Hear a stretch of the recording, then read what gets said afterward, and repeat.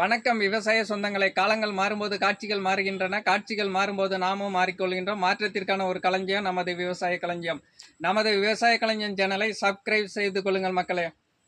இன்றைய வீடியோ பதிவில் கிராமங்களில் காணப்படும் பனை மரத்தின் பனை விதையை தேர்வு செய்வது எப்படி, நடவு செய்வது எப்படி என்ற வீடியோ பதிவை தான் பார்க்க போகின்றோம். இரு விதையுடைய பனங்காய், இரு விதைகளை மட்டுமே உடையது. 3 விதைகளை உடையது, 2 விதைகளை உடையது. பெண்பனையாக வரும் என்று கூறுகிறார்கள். ஒரு விதை 2 விதை உடைய விதையானது பெண்பனைகள் அதிகம் வரும் என்று கூறுகிறார்கள். 3 விதை உள்ளது, ஆண்பனை பெண்பனை இரண்டும் கலந்து வரும். 3 விதை உடையது ஆற்று, ஏரிகள், குளங்கள், பொதுவிடங்கள், சாலை ஓரங்களில் பயன்படுத்தலாம், விதைப்பு செய்யலாம். 2 விதையுடைய பனை விதையை நமது வயல்வெளிகளில் விதைப்பு செய்யலாம்.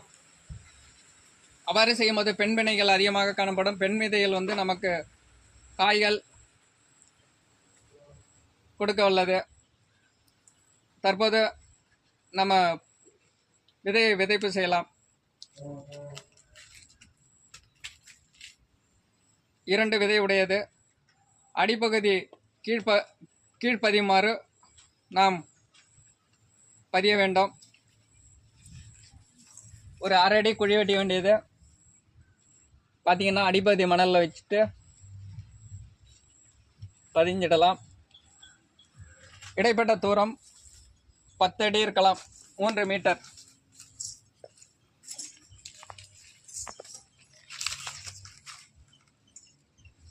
ஒரு அரை அடி ஆழத்தில் பதிச்சிட்டோம்னா அது முளைத்து ஒரு 6 மாத காலத்தில் வெளியே வந்துவிடும். இப்போ பார்த்துட்டிங்கன்னா இது 3 விதை உடையது. இந்த விதையானது சாலை ஓரங்கள், ஆற்றுப்படுகைகள் ஆகியவற்றில் நம்ம விதைப்பு செய்யலாம். நன்றி மக்களை. இந்த வீடியோ பிடித்திருந்தால் லைக் பண்ணுங்கள், ஷேர் பண்ணுங்கள், கமெண்ட் பண்ணுங்கள், சப்ஸ்கிரைப் செய்து கொள்ளுங்கள். நன்றி மக்களை.